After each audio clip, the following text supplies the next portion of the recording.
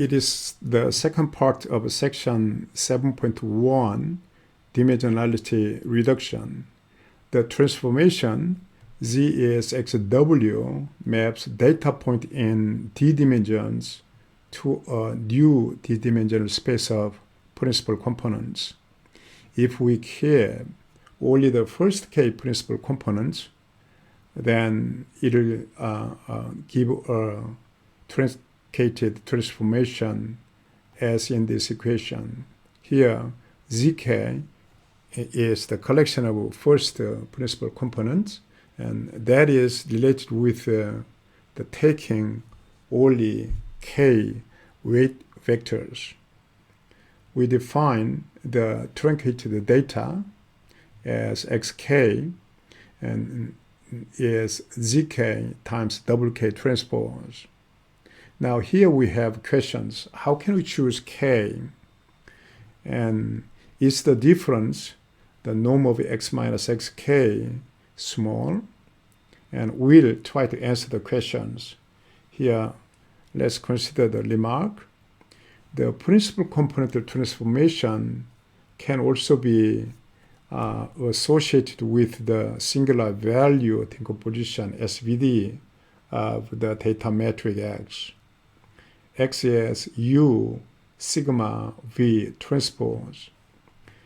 U is left singular vectors, and that is in M by D dimension, and orthogonal is not really square metric. So in conventional definition, it's not really orthogonal metric. That means here that U transpose U is identity. Okay. Now sigma is the metric of diagonal metric of the singular values. Now V is really orthogonal metric, and it's called right singular vectors. Okay, and of course the singular values are decreasing from sigma 1, and by using the factorization, X transpose X can be written as here, that's X and transpose and X. Now U transpose U is identity, so we can reach at V sigma squared V transpose. Now, and earlier we considered eigenfactorization of X transpose X. In fact, the W, okay, go back here, the weight metric, transformation metric W is the collection of normalized eigenvectors of X transpose X. Okay. Now, here, if we write in this way, this is a kind of now eigenvector factorization, so that now diagonal of that one is sigma squared. But earlier, when we consider W is the collection of eigenvectors, then here the X transpose X can be written as a W and D and W transpose, where D is now diagonal metric of eigenvalues, so that is lambda 1 to lambda D. So if we compare these two, then we can say that V is the same as W, and now sigma squared is the same as lambda. So we can say that. Now, here, rather than the equal, we are using approximation. The reason is that here, possibly, there is some difference, only the multiplication of a minus 1, so that V and minus V, and they are also together the eigenvectors, so that maybe along with some sign they can be different. But anyway, momentarily, we'll assume that they are the same. We can make the same. Anyway, okay. So here, along with that observation, now Z score metric is XW is the same as now U sigma V transpose, and now W is V, so that portion is identity. So we reach at U sigma, and that is called polar decomposition of Z. And here for truncated score matrix ZK, here that is X times WK, and X is U sigma V transpose and WK. And here that one is now, that is basically an identity for the K component, except that the limit part will be 0. So that here, rather than sigma, we are using sigma K, where the sigma 1 to sigma K are the same as in sigma, but limit part is changed to 0. So ZK can be written as U sigma K. So here, XK, the truncated data metric, is now ZK WK transpose, and ZK is same as U sigma K and WK transpose, that portion. Now already, except K component limit are 0, so rather than WK, we may use W, but W is same as V, so we reach at that one.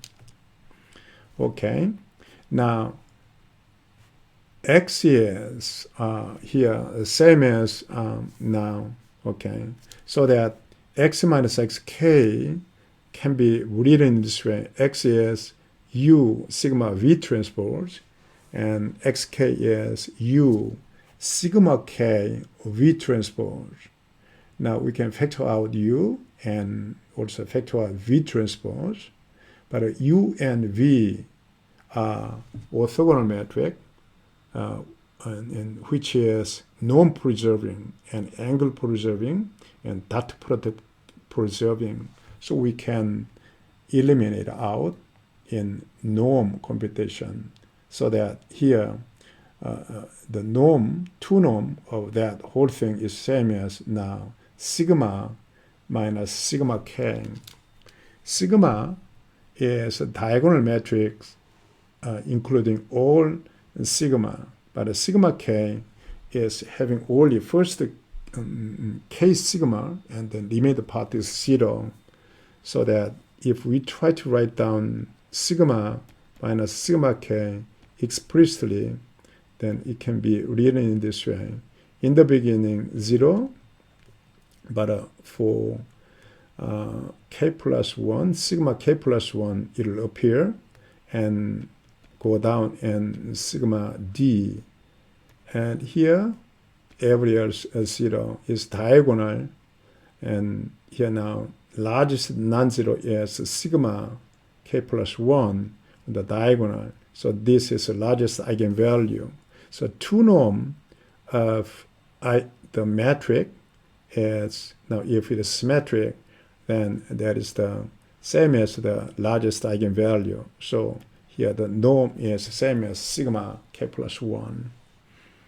So we can choose K such that sigma K plus 1 is small enough. Then the sigma K is a good approximation of sigma. Okay. Okay.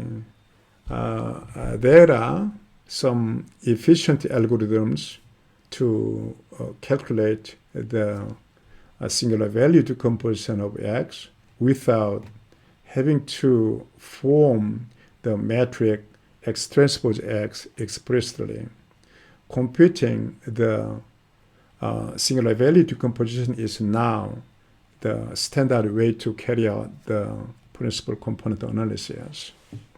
So if we say principal component analysis, then is related with SVD quite closely. So without SVD and in modern society, it's not easy to consider principal component analysis.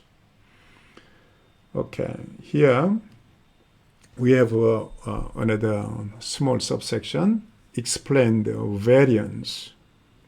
Now, here in truncated the principal component transformation and truncated data set, here by choosing K and the subset will contain most of the information. In fact, a variance. Each weight vector will try to get maximum variance. So information is a sort of a variance. Now, the eigenvalues define the magnitude of the eigenvectors, so that by considering the ratio of eigen values, and we can explain the variance ratio for each eigenvalue. Here, EVR, lambda I is lambda I over the summation of lambda I. So it is explained the variance ratio, and usually this is not used alone, and is used in the form of cumulative explain the variance. Here, cumulative explain the variance is defined in this way: the summation from 1 to k of the explain the variance ratio. So that here, the cumulative explain the variance is now the summation of lambda I from I to k divided by the summation of all eigenvalues. So we may try to choose k satisfying these two inequalities. That two inequality means that here we try to find the smallest k such that the cumulative explain the variance is larger than or equal to epsilon.